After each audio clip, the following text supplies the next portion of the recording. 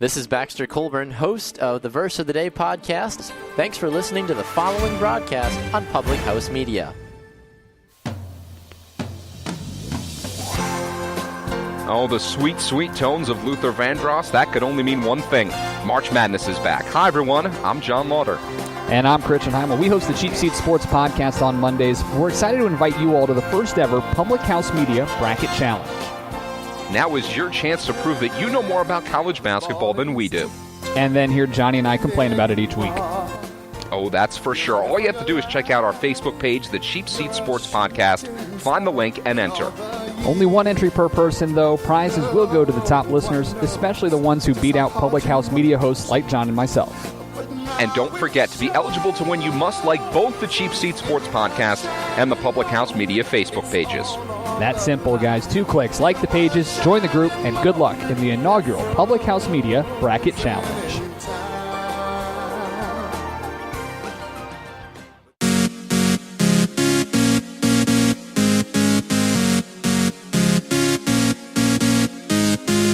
What we repeatedly do. Excellence, then, is not an act, but a habit. That's by Aristotle.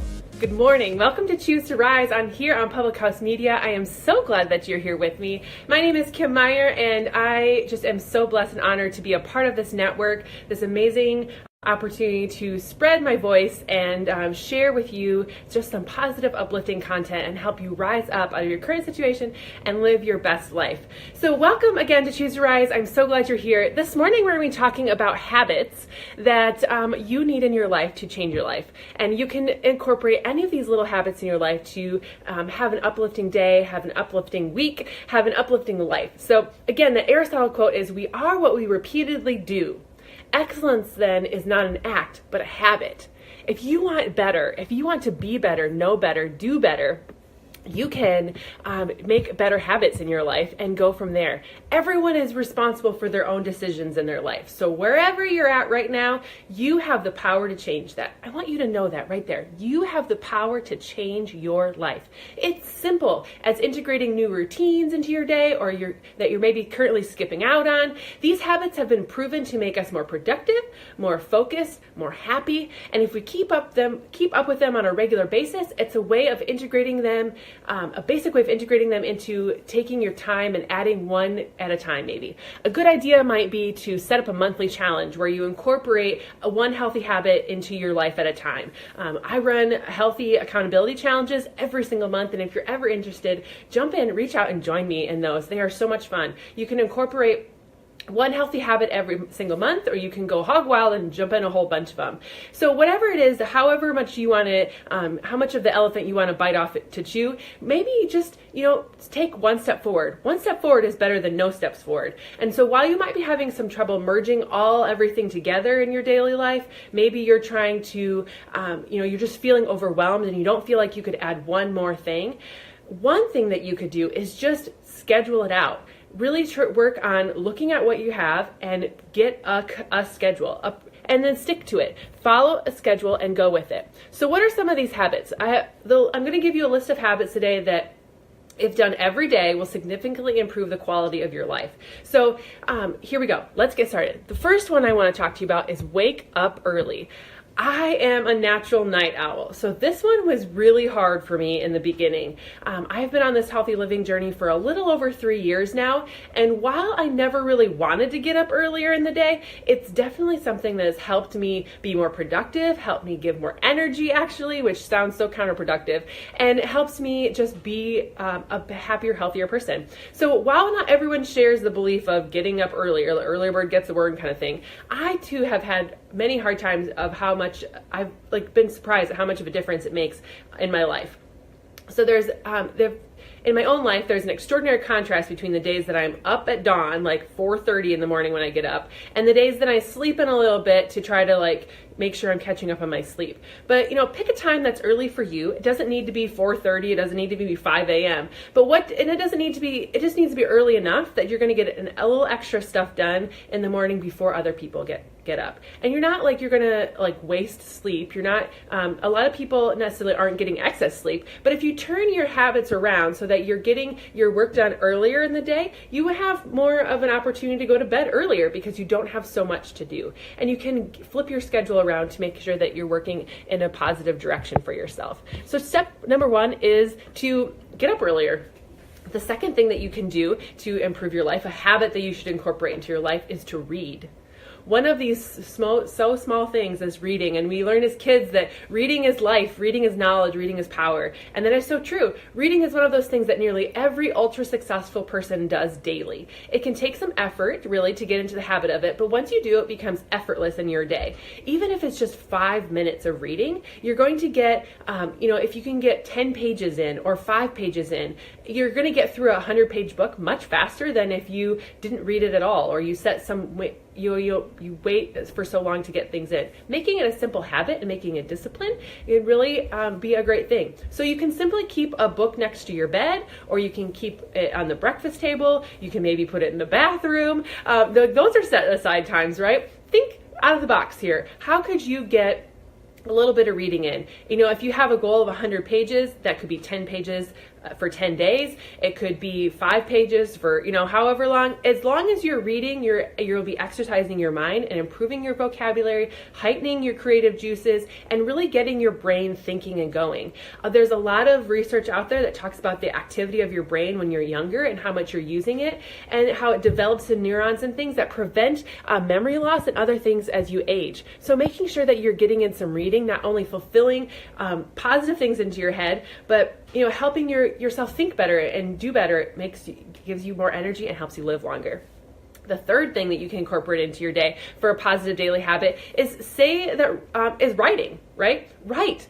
Put things out. I love to combine the last two things, writing and reading, and put it into my daily scripture journal. And so every morning I read from my scripture. I read the response that they have there, and then I write a response to it. They always say that writing a little bit every day goes a long way. And writing is a skill that is helpful for so many. It can be therapeutic. It can be, a brain dump to release stress. It can be all kinds of things. And even if you don't use writing in your day job, writing out your thoughts, your to-do list, your messages to friends can really help your mind work a lot better. When you're having a regular writing habit, you can clarify your thinking better. It also helps you reflect on your life, overcome the distractions that happen every day, and deepen your learning. Personally, I've used it to embrace my imperfections. I use it to get my thoughts down on journal. I kind of empty my heart out on paper sometimes, and it just really helps just release some stress and some energy that I don't necessarily need to keep bottled up. Focusing myself to hit publish when I have a vulnerable post, sharing my thoughts and my heart to the world, also and keeping some things private in a journal and a scripture piece is really something that's helped me improve my life and helped me inspire other people to do different things. You don't have to put yourself out there on social media, but you can definitely use pen and paper or typing it out as well, just to get your thoughts and your words into print or into a letter focus is a great way to challenge yourself to help understand how you are, what you can do better, and just live your life in a better way. The next one is 1 hour of exercise. And it doesn't necessarily have to be a full hour. It maybe is 2 30-minute chunks. Maybe it's just make sure you're getting active, getting those 10,000, 15,000 steps in a day. Getting active is so important. No matter what your workout of choice may be, whether it's boxing, CrossFit, running, Muay Thai, swimming, walking, jogging. If you're like me and you watch my page every day, I lift a lot of weights. I do a lot of cardio. Making sure that you're just getting a routine in where you're getting active is super important. You'll start to notice that you'll have elevated mood, you'll have a stronger focus. And if you're doing a healthy diet with it, you're going to see a much more toned physique, and you're going to have an easy confidence boost when you look at yourself in the mirror, when you have compliments from other people. And just feeling good about your body can change your entire mindset. So my minimum goal every day is to hit that 10, 12,000 steps. I have a watch that I use that keeps track of all my activity. I've already hit my 100% today just for my hour-long workout. So making sure that I'm tracking that. And when you can track it, you can attack it. And so knowing where my heart rate is, knowing how much activity I've gotten in a day really helps me kind of gauge, was that helpful or did that not help me today? And if I go do a weight session, or if I get hit a hard cardio session, my goal is simply to achieve a good sweat session. It's to clear my head. It's to help myself, build that endurance. And it's amazing the difference you feel after you even just walk a couple miles. Like, get some fresh air and build up your immunity there. The next thing you can do, the next habit that you have in your life is tidying up. This is my husband's favorite, not necessarily mine, but it does work. Tidying up, whatever it is, whether it's your desk, whether it's the living room, whether it's the kitchen, whatever. This one should take no more than 10 to 15 minutes if done daily, but likely even less if there's just few things around. Keeping a clean space in your home is vital to your sanity. For most people, maybe not me, but a clear house equals a clear mind for a lot of people.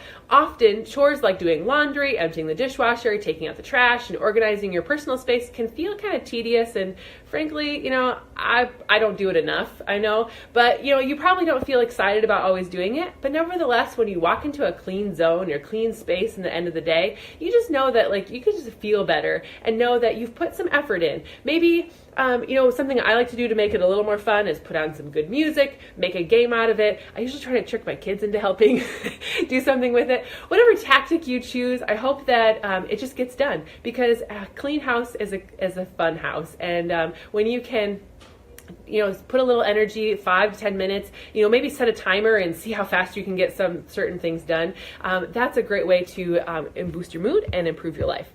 The next one is yoga. Yoga, huh?